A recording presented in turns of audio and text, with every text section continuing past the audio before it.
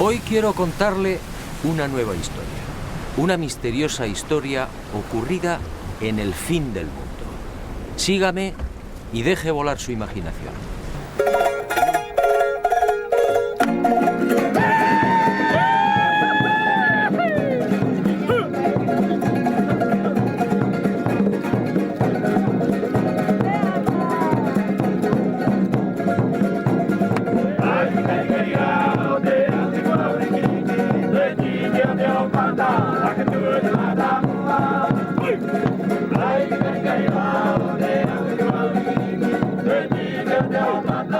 Ocurrió hace mucho tiempo y en mitad del océano. En aquel país vivía un rey sabio y prudente. Era hijo de los dioses y dotado de poderes excepcionales. Su reino era próspero y feliz.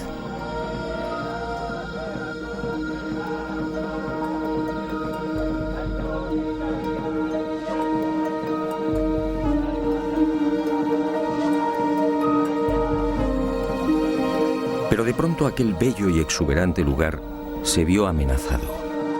La tierra empezó a temblar y la mar, embravecida, avanzó inexorable, devorando el pacífico reino, y las tierras comenzaron a hundirse.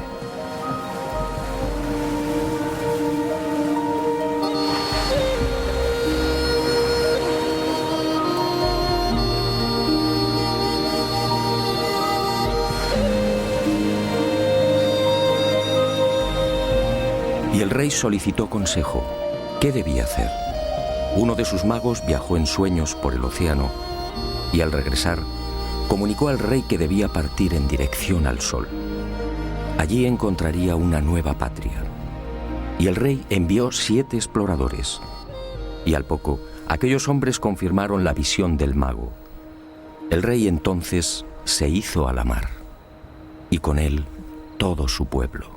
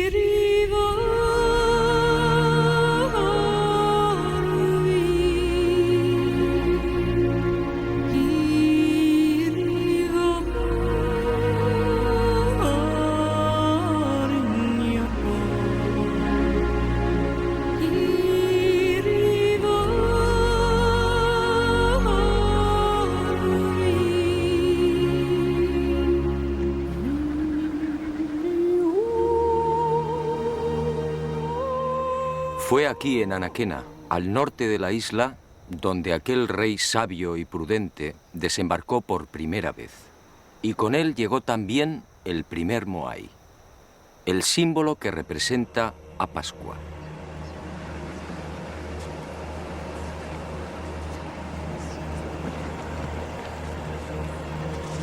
Mucho se ha escrito y difundido sobre estas colosales estatuas y el pueblo que las levantó.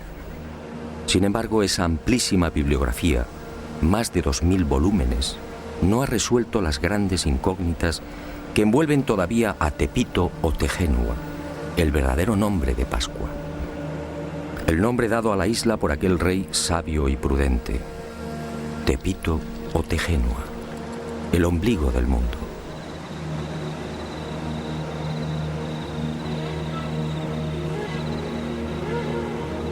Científicos y especialistas no se ponen de acuerdo.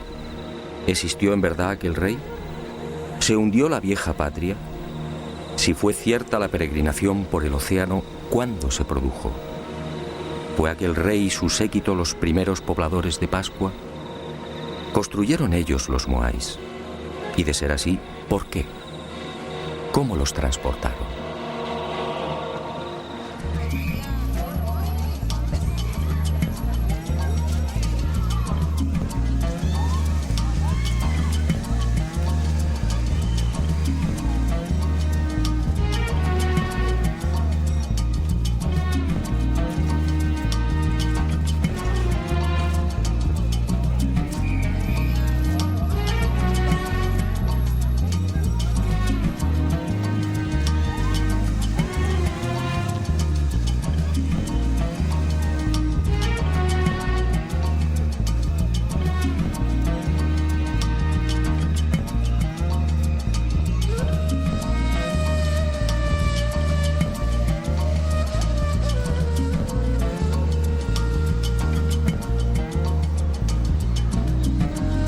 En esta mi quinta visita a la isla de Pascua me propuse algo diferente. Algo que quizá podía arrojar nueva luz sobre los referidos misterios. Hasta ese momento todas mis investigaciones habían tomado como referencia los dispares criterios de la ciencia. Pero como digo, esas afirmaciones resultaban tan endebles como contradictorias.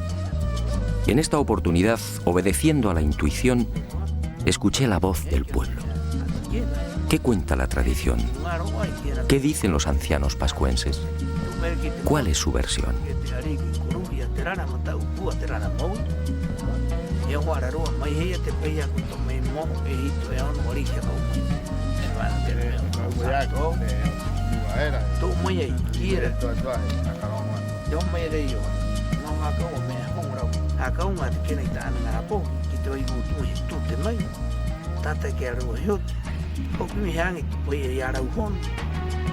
Para los pascuenses o Rapanui, la historia de su pueblo transmitida de padres a hijos no ofrece la menor duda.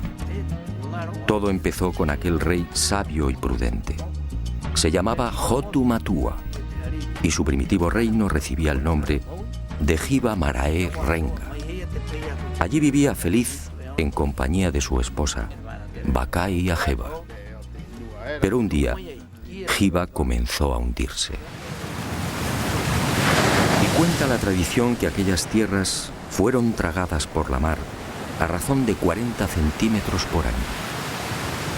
El joven rey Oariki, desesperado, envió diferentes expediciones a la búsqueda de nuevas tierras, pero todas se hallaban pobladas. Fue entonces cuando el mago y sacerdote Haumaka tuvo la visión de una isla situada hacia el este. En sueños, el gran dios Makemake lo trasladó hasta 3 islotes que se alzaban muy cerca de una isla deshabitada. Haumaka recorrió el lugar y regresó a Hiva, anunciando la buena nueva a Hotu Matua. Al día siguiente, 7 exploradores partieron hacia el nacimiento del sol. Alcanzaron la isla y descubrieron las pisadas de Haumaka en las rocas de uno de los volcanes.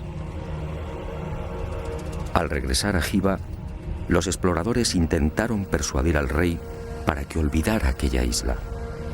Se trataba de un lugar pedregoso, sin casi vegetación y azotado por vientos huracanados.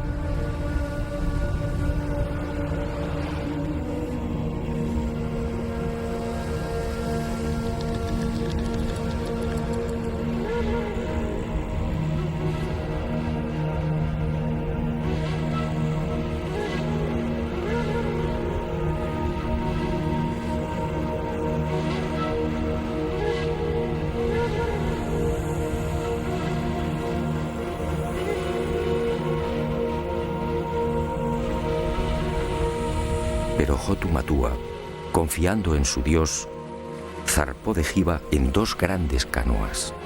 En una viajaba el rey con 300 hombres seleccionados. En la otra, la reina con las mujeres. Y con ellos, semillas, animales, un moai y la historia de Giva, recogida en 69 tablillas de madera. Unas tablillas grabadas con unos signos que solo podían leer los sacerdotes e iniciados. Era la historia de aquel pueblo y de la lejana patria desaparecida bajo las aguas. Después de no pocas calamidades y tras 66 días de navegación, aquel pueblo avistó al fin la tierra prometida. Se trataba, en efecto, de una isla mágica que el rey bautizó como el ombligo del mundo.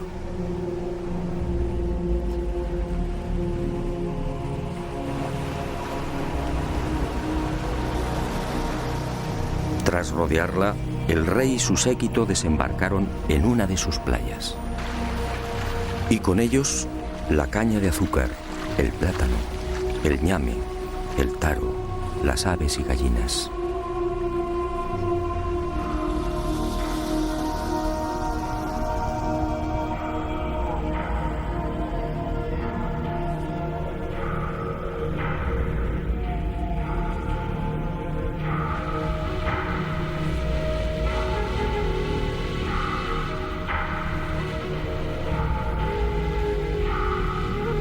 Y junto al rey, junto a los artesanos, agricultores, pescadores, adivinos, sacerdotes, mujeres y niños, desembarca también el símbolo de aquellas audaces gentes. Un símbolo que ha perdurado hasta nuestros días. Un símbolo cargado de misterio.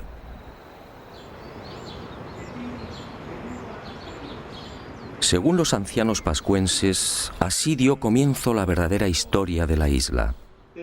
Este fue el primer poblamiento humano, una migración obligada que se remontaría quizás al siglo V.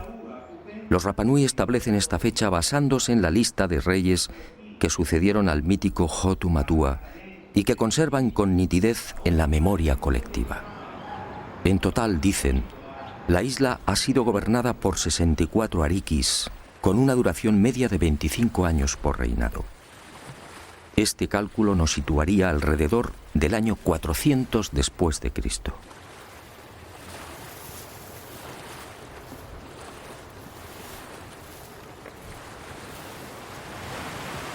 Algunos especialistas, sin embargo, fijan el desembarco de Hotu Matua y los Hanau Momoko o gente delgada en una época más reciente. Sea como fuere, en lo que sí coinciden científicos y Rapanui es en el hecho de que la isla se hallaba despoblada cuando Hotu Matua la pisó por primera vez. Y no es de extrañar, dadas las enormes distancias que la separan de las costas más próximas. De hecho, la única tierra que los pascuenses alcanzan a ver desde su isla es la luna. Hei tātou, aki runga era, ko te manawai, ko te pokouri, ko te pumahore, ahau maka. Kara o te wā e ki te aroe, hua rewa ko akaha, I ananei, ko te hati inga ko he ahau. La siguiente pregunta a los custodios de la tradición Rapanui fue obligada. ¿De dónde se supone que procedía Hotu Matua? ¿Existió realmente el país llamado Giva? Para la mayor parte de los científicos, el hundimiento de esas tierras es pura leyenda. Para los pascuenses, en cambio, Giva Marae Renga fue real. Así lo dice su historia. Y los ancianos cuentan que Giva formaba parte de un gran continente situado hacia el suroeste y a 2 meses largos de navegación. Pero el océano se lo tragó y hoy solo es un lejano recuerdo. Y los Rapanui, agradecidos por el interés de aquel extranjero, fueron a revelarme un secreto que, según ellos, confirmaría lo que habían recibido por tradición oral. Según esta información, en la isla de Pascua existe un punto que señala directamente a Hiva, a la antigua patria. Al oeste de la isla, en efecto, se alza un grupo de moais conocido entre los isleños como los 7 exploradores. Los Rapanui aseguran que fueron levantados en memoria de aquellos 7 audaces súbditos de Hotu Matua, enviados por el rey para confirmar el sueño del mago Haumaka. Curiosamente, son los únicos moais que miran al mar.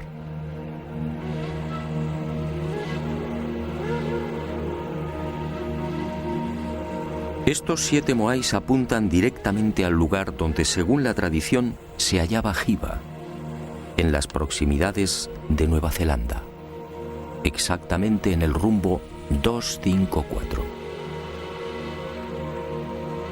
¿Casualidad? Lo dudo. Para la ciencia, aquella primera oleada humana que llegó a Pascua tuvo que proceder de algún punto más cercano. Y algunos señalan las Islas Marquesas, al noroeste. Otros incluso aseguran que Hotu Matua y su gente pudieron navegar desde las costas del Perú o de la India. Los pascuenses lo niegan. Hiva, dicen, era parte de un continente que ocupaba una gran extensión en el Pacífico Sur. E inevitablemente surge la sombra de otra leyenda. ¿Se refieren los Rapanui a Mu, el legendario continente desaparecido?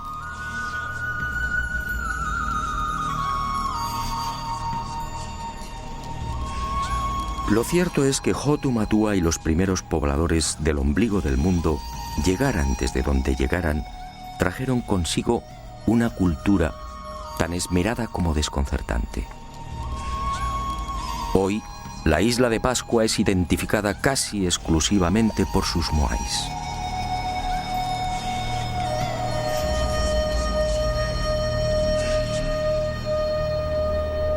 Sin embargo, aquel rey y aquellas gentes delgadas eran portadores también de otros secretos y extraordinarios conocimientos. Una sabiduría incomprensible para aquel remoto siglo V.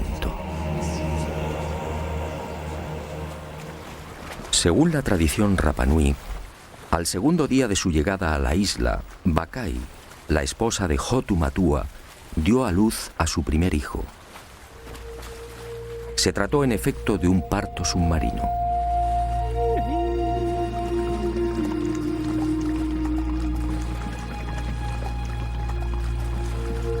Las mujeres se sentaban sobre una piedra rectangular, de forma que el agua las cubriera hasta el pecho. Y así nacían los bebés. Y uno se pregunta, ¿dónde lo aprendieron? ¿Cómo sabían de las ventajas de esta clase de alumbramiento? Fue en la primera mitad del siglo XX y a título experimental cuando algunos países nórdicos se decidieron a practicar el parto submarino y comprobaron que en estas especiales circunstancias tanto la madre como el niño experimentan un menor sufrimiento. Los cambios de presión en el feto son casi inapreciables.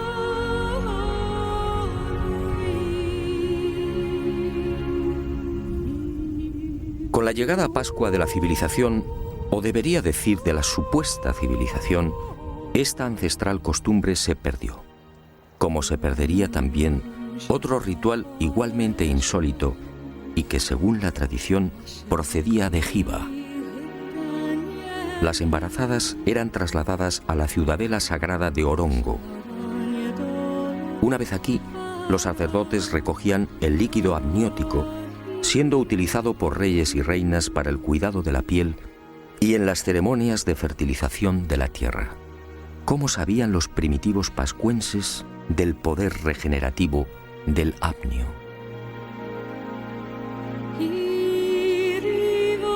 Aquella cultura efectivamente era mucho más sabia de lo que imaginamos. Pascua es una isla de origen volcánico, con un terreno hostil, pedregoso, casi permanentemente azotada por los vientos alisios y con un manto vegetal de apenas 50 centímetros. Y sin embargo, aquel rey sabio y prudente consiguió el milagro. En Pascua floreció la caña de azúcar, el ñame, el plátano, el taro y el camote. ¿Cómo lo lograron? Muy pocos conocen el secreto del rey Hotu Matua. Al llegar a la isla, aquellos primeros pobladores construyeron decenas de invernaderos o manabais como estos. Y he dicho bien, invernaderos.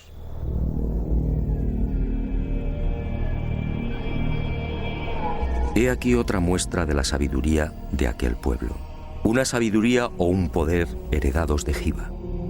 Las inclemencias y agresividad de la isla no fueron obstáculo para los recién llegados. Y levantaron los Manabai, unos invernaderos excavados en el terreno de hasta 2 metros de profundidad y 20 o 30 de longitud. Un lugar que mantiene un especial microclima y que permite el crecimiento de toda suerte de frutos y hortalizas. Un milagro que los científicos no terminan de explicar. Y aunque la ciencia no tiene una respuesta satisfactoria, para los pascuenses, en cambio, la solución es tan simple como familiar. El milagro de los Manabai fue consecuencia del poder del mana.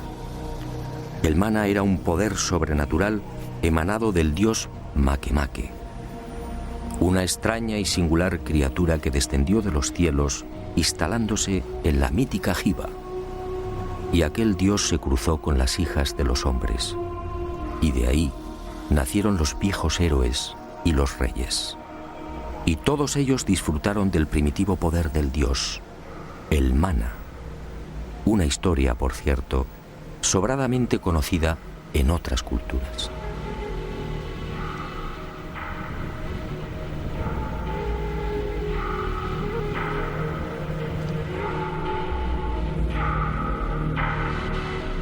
Y cuenta la tradición Rapanui que ese mana heredado de padres a hijos fue utilizado por reyes y sacerdotes en beneficio del pueblo. Ninguno de mis informantes supo explicar con precisión en qué consistía dicho poder sobrehumano. Todos, sin embargo, coincidieron en algo. Era como una fuerza, como una energía que modificaba personas y cosas. Cuando el rey extendía sus manos hacia la mar, peces y tortugas se multiplicaban, abasteciendo así a sus súbditos. Cuando el ariqui tocaba semillas o plantas, las cosechas prosperaban. Cuando lo hacía con los animales, la fuerza del mana los engordaba, acelerando la reproducción. El propio nombre del dios, Makemake, no es otra cosa que un apócope o supresión de letras de la primitiva designación de la deidad. Manake, Manake. Es decir, el que disfruta de un poder más que excepcional.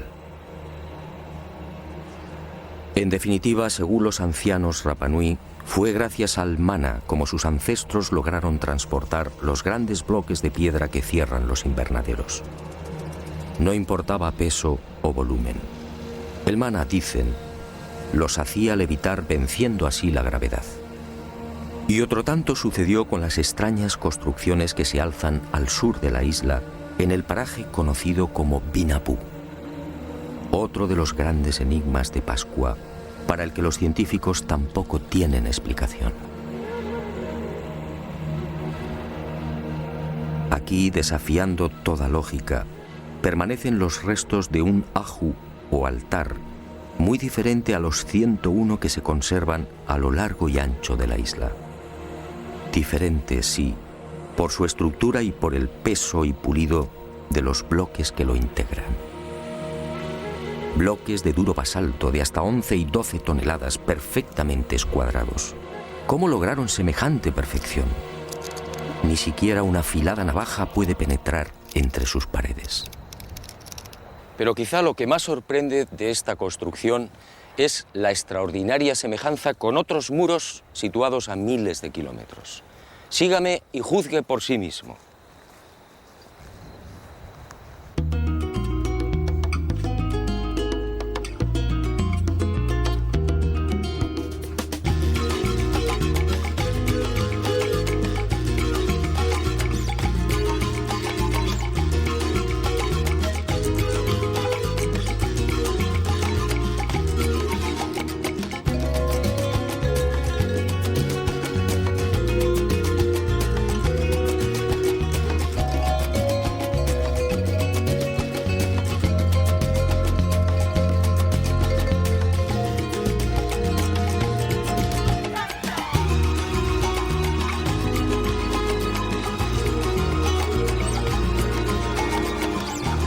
Fue el Inca Garcilaso en sus comentarios reales quien proporcionó el primer aviso sobre lo insólito de estas edificaciones en pleno corazón del Cusco peruano. Parece como si alguna clase de magia hubiera presidido su construcción. Más parece trabajo de demonios que de seres humanos. Y llevaba razón. ¿Cómo explicar esta piedra de 12 ángulos? ¿Cómo entender el transporte y alzado de estas formidables masas de piedra? ¿Cómo las pulieron? ¿Cómo lograron ese milimétrico encaje idéntico al de Vinapú en la isla de Pascua?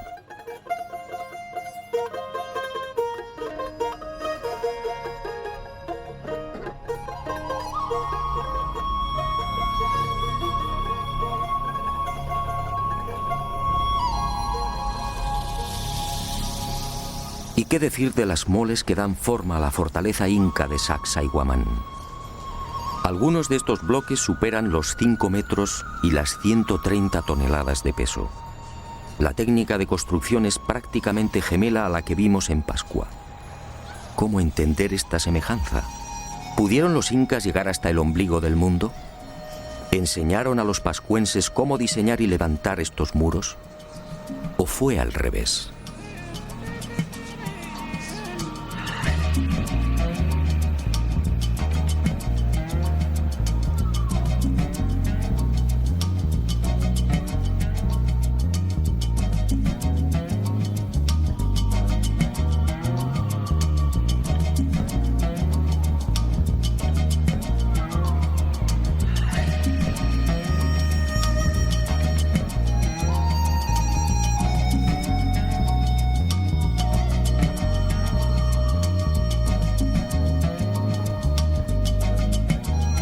Y otro tanto sucede con los almacenes y tumba del rey Ranjai, en la ciudad etíope de Aksum.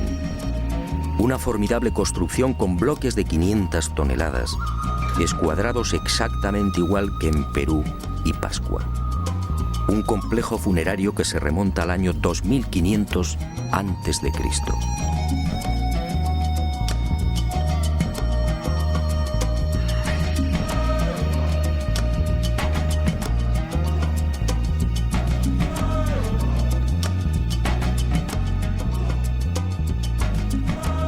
Pero la sorpresa y el desconcierto se ven nuevamente superados cuando uno acierta a caminar por la meseta egipcia de Giza.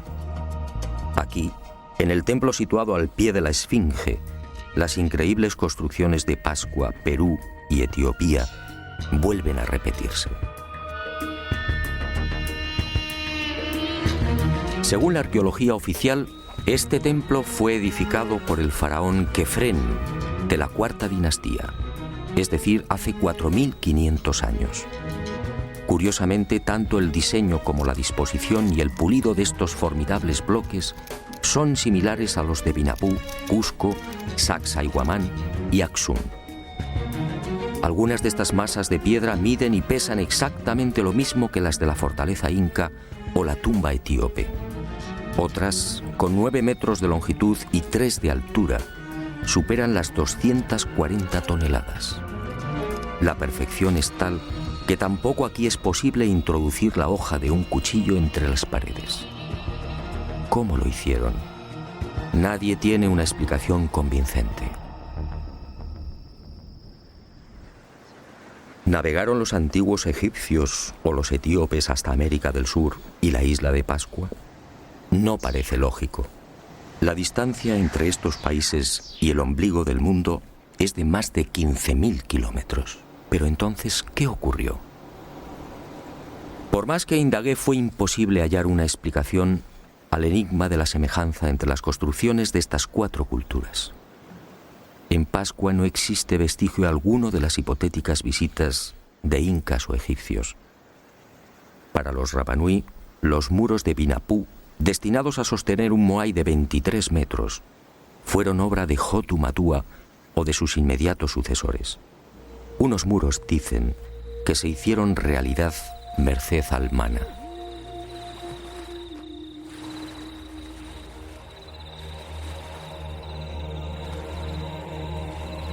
Hotu Matua. He aquí otro de los intrigantes misterios de Pascua. ¿Qué fue de aquel primer rey? ¿Qué fue del Ariki que fundó la cultura Rapanui y que trajo el primer Moai? Según la tradición, Hotu Matua gobernó durante 20 años. Fue la época del máximo esplendor. Un periodo en el que se inició probablemente la construcción de las gigantescas estatuas y, sobre todo, el reinado del mana por excelencia. Todo en el soberano era mana, todo era sagrado. Nadie debía tocarlo. Su cabeza, cabellos y manos eran santos. No podía cortarse el pelo y tampoco las uñas. Sus manos solo tejían redes. Al morir, el cráneo era separado del cuerpo y adornado con pinturas o grabados. Pero este poder, el mana, se hallaba asociado a otro concepto, el tapu, es decir, lo prohibido. Cualquier persona u objeto que pudiera tocar el rey quedaba maldito. Y el tapu, un concepto del que procede la palabra tabú, ha llegado hasta nuestros días en la isla del fin del mundo. El pescador, por ejemplo, no puede comer los peces que captura. Las mujeres y niños Rapanui tienen prohibido el consumo de atún durante la época estival. Los pascuenses no deben pisar el terreno donde se ha enterrado un cordón umbilical. Nadie podía ver al Ariki comiendo o durmiendo. Los infractores del tapu eran condenados a muerte bien por el aplastamiento del cráneo o bien por la introducción en el recto de una antena de langosta marina. Un suplicio extraordinariamente doloroso que conducía indefectiblemente a la muerte.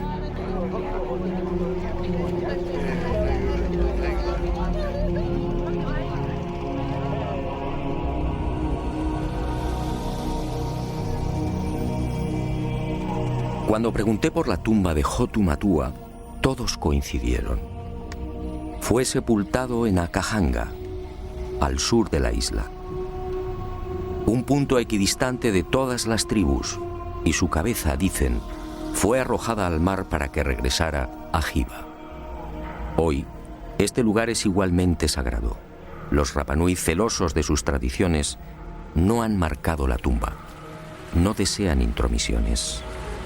Nosotros, gracias a una información confidencial de los ancianos Rapanui, conseguimos ubicar el punto exacto donde, al parecer, reposan los restos de Hotu Matua. Pero di mi palabra de no desvelarlo, una palabra igualmente sagrada. Y Hotu Matua trajo consigo la primera estatua de piedra, el primer Moai. En la actualidad, nadie tiene memoria de aquella primitiva pieza. Probablemente fue destruida. Según la arqueología, en Pascua han sido catalogados alrededor de 1000 moais. 400 se hallan enterrados o sumergidos en las aguas que rodean la isla. El resto se alza sobre un total de 101 ajus o altares estratégicamente repartidos por el interior y, sobre todo, por el perímetro costero.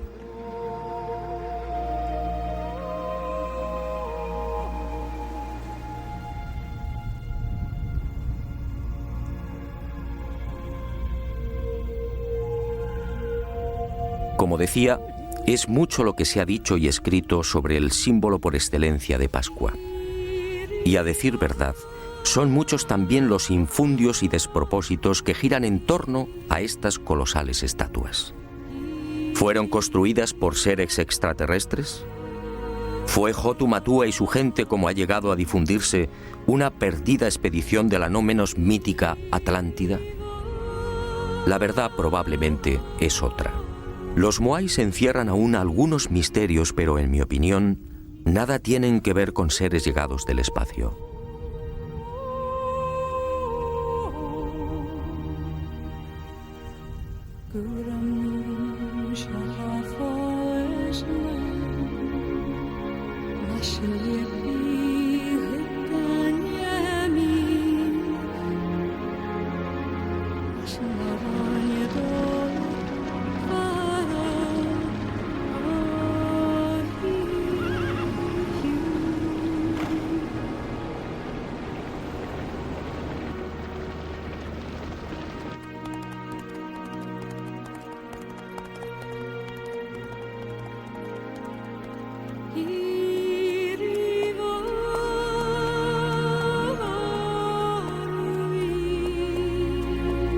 La prueba irrefutable del origen terrestre de los moais se encuentra al este de la isla, en las faldas de un viejo volcán, el Rano Raraku. Aquí se han contabilizado 396 estatuas, muchas terminadas y otras en fase de ejecución. Aquí, en la llamada cantera de los moais, se han encontrado los toki, las rústicas herramientas de basalto con las que se labraban. No hay, por tanto, la menor duda. Los moais son obra humana. Otra cuestión es por qué los hicieron y, sobre todo, cómo los transportaron. Para los científicos, una vez más, no hay seguridad. Para los pascuenses, en cambio, la finalidad de estos colosos de piedra está muy clara. Se trataba sencillamente de la representación de reyes o personajes notables de la comunidad. La estatua era trabajada en la cantera. Una vez concluida, se dejaba deslizar por la pendiente y encajada en una fosa. Allí se remataba la espalda y se esperaba a que el propietario falleciera.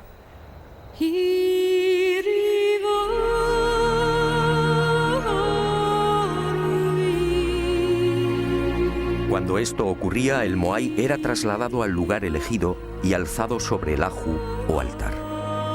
Era entonces cuando los artesanos procedían a la fase culminante. Abrían las cuencas oculares y engastaban en ellas unos ojos de coral blanco con pupilas de escoria roja. Y esa mirada terrorífica era la señal. El difunto tomaba posesión del moai y su poder, el mana, se difundía a través de dicha mirada. Y el mana alcanzaba así a todos sus súbditos y familiares. Por eso la casi totalidad de las estatuas mira al interior de la isla. Y en ocasiones, según la categoría del difunto, los moais eran adornados también con los pukao, una suerte de moño o sombrero elaborado con escoria roja y que, según los Rapanui, constituía el emblema del nuevo hombre Dios.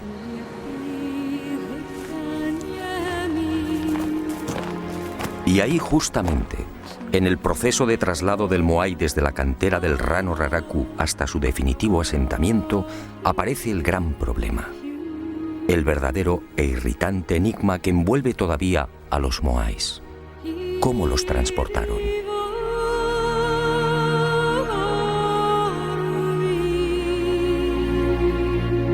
La altura media de los casi 600 moais que pueden contemplarse hoy en la isla oscila alrededor de los 4 metros, con un peso aproximado de 20 a 30 toneladas. Hay excepciones, como en los casos del moai paro, en la costa norte, con casi 10 metros de altura y 85 toneladas de peso. Y el moai, a medio terminar, de la cantera del Rano Raraku. Este coloso de 22 metros de longitud habría llegado a pesar unas 250 toneladas. En el caso de los sombreros o pucaos, la mayor parte de estos cilindros supera las 7 y 8 toneladas. ¿Cómo se las ingeniaron los Rapanui para trasladar semejantes moles a lo largo de la isla y para elevar los tocados hasta 5 metros de altura? Durante décadas, científicos como Malloy, Schwarzkopf, Thor Heyerdahl y otros se han esforzado por demostrar que el citado transporte de los moais no es en realidad un problema tan arduo o intrigante. Y han echado mano de las más peregrinas soluciones.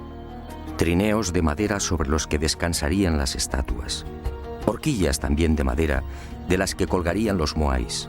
Cuerdas y rodillos y hasta caminos de paja por los que podrían haber sido desplazados los grandes colosos.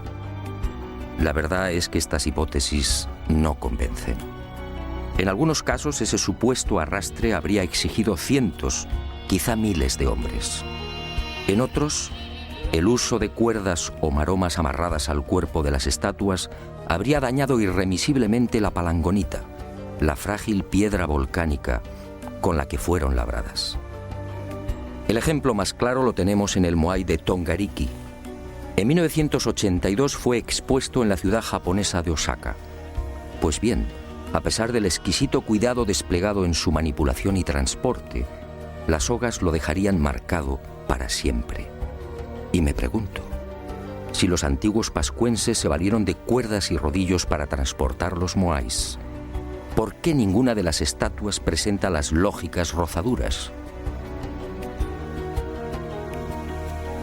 Pero el gran fallo de cuantos han intentado explicar el traslado de los moais de forma convencional aparece al echar mano de la madera. ¿Rodillos? ¿Trineos? ¿Horquillas? ¿Estructuras en forma de V? Los científicos, al plantear sus hipótesis, dan por hecho que dicha madera era un bien abundante en la isla. Grave error.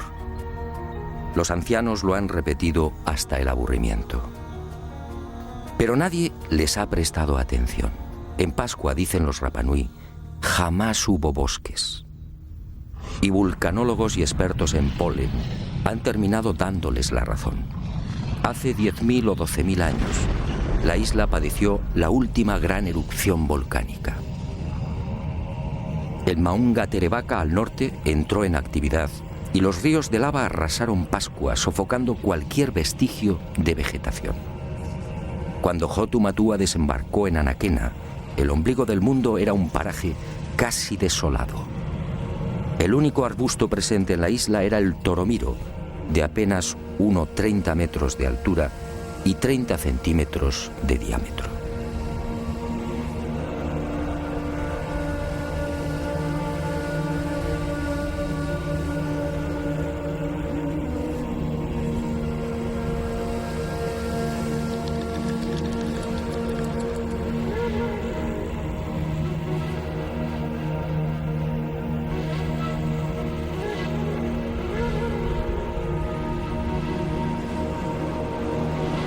Está claro que los antiguos pascuenses no pudieron trasladar los moais con el auxilio de rodillos de madera porque sencillamente no había madera. Y el enigma aparece de nuevo. Si el toromiro no era suficiente para la elaboración de esos más que supuestos cientos o miles de rodillos, ¿cómo los transportaron? La respuesta de los Rapanui siempre es la misma: con mana. Era el poder más que excepcional del rey o de los sacerdotes el que levantaba las estatuas en la cantera, desplazándolas por el aire. Llegado el momento, cuando el propietario del moai fallecía, el cortejo se ponía en marcha. El ariki utilizaba su mana y el gigante de piedra se alzaba como una pluma, obedeciendo las órdenes del rey o del iniciado de turno. Y así viajaba hasta el lugar fijado por el difunto.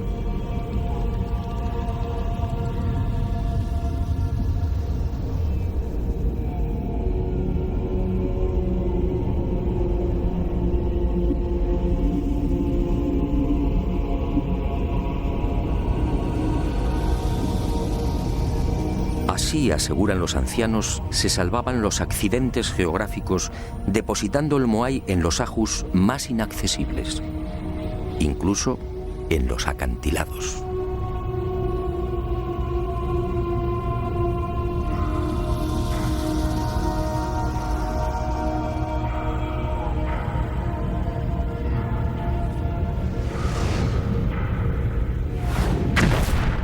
Pero esta versión, obviamente, no cuenta para los científicos.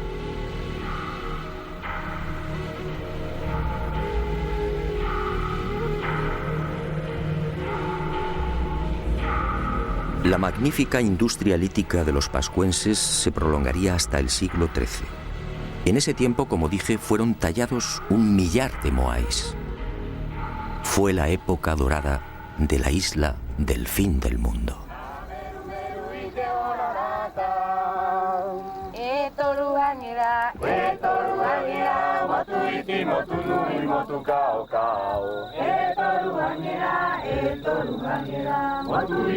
Pero un buen día, hacia el año 450, sucedió algo imprevisto. En la isla desembarcó una segunda oleada humana. Eran los Hanau Epe, unos individuos corpulentos que terminarían provocando el gran desastre. Eran muchos, cuentan los ancianos Rapanui, y se instalaron en el Poike. Y allí vivieron durante siglos. Y los Hanauepe, mal llamados orejas largas, se mezclaron con los primitivos pobladores. Pero en el año 1680 estalló el conflicto. Y unos y otros guerrearon hasta que los invasores fueron exterminados.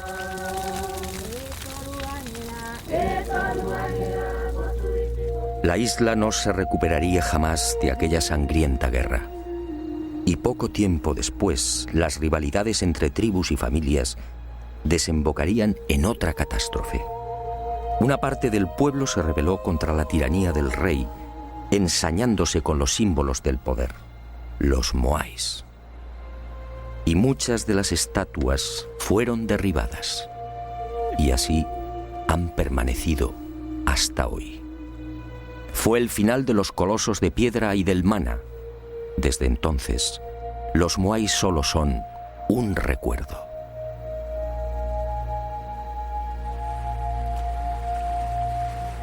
Pero las desgracias de la isla del fin del mundo no terminaron ahí. A partir de 1722 el hombre blanco entra en contacto con Rapa Nui.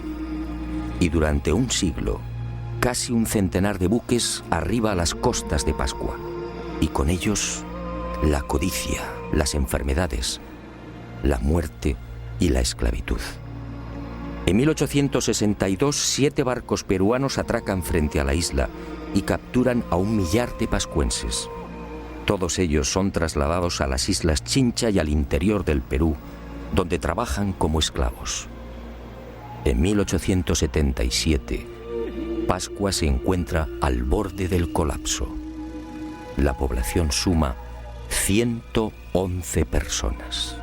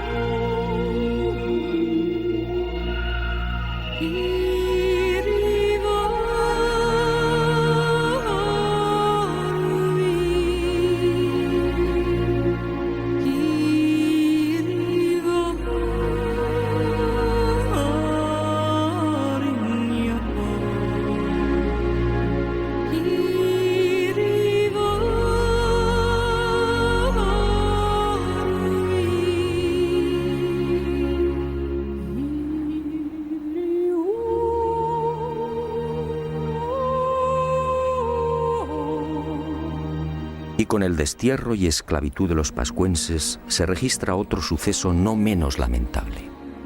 Junto al millar de isleños capturados en 1877 se encuentra el rey Caimacoy y la mayoría de los sabios y sacerdotes de la vieja cultura Rapa Nui. Todos mueren en las guaneras peruanas, perdiéndose así otro gran tesoro, el secreto de las tablillas Rongo Rongo.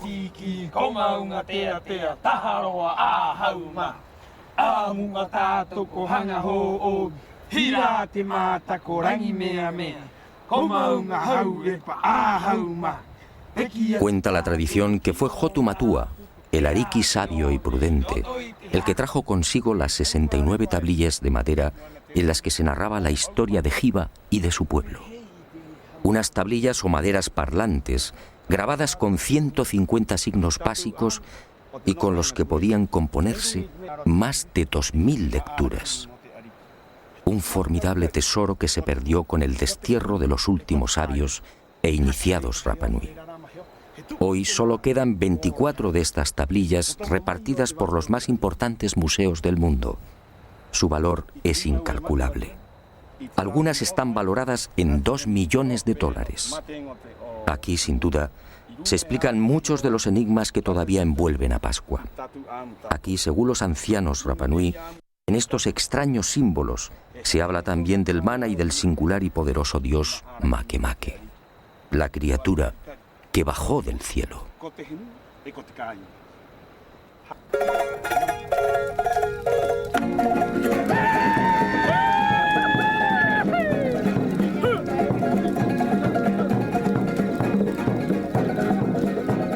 Es probable que nunca alcancemos a desvelar los misterios de Pascua. No importa.